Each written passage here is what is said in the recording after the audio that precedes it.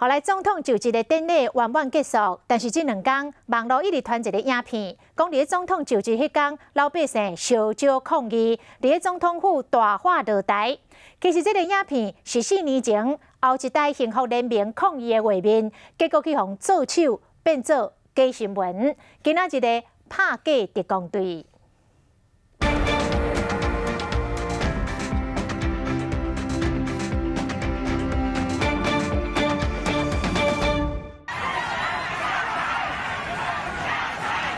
真正抗议的人组织总统府，全世界大概只有这个国家有这个情形。总统就职这天，足侪人伫总统府进前大声喊落台，电视台拢无报，去用收尾啊。咱斟酌看，伫总统就职迄天了后，面册顶悬拢是这个消息，毋那是写的字共款，连影片拢共款。但是华视新闻记者迄天对头到尾拢伫现场，所有的位安拢做甲真完善。 总统蔡英文和副总统赖清德伫总统府大礼堂宣誓了后，前往台北宾馆演讲。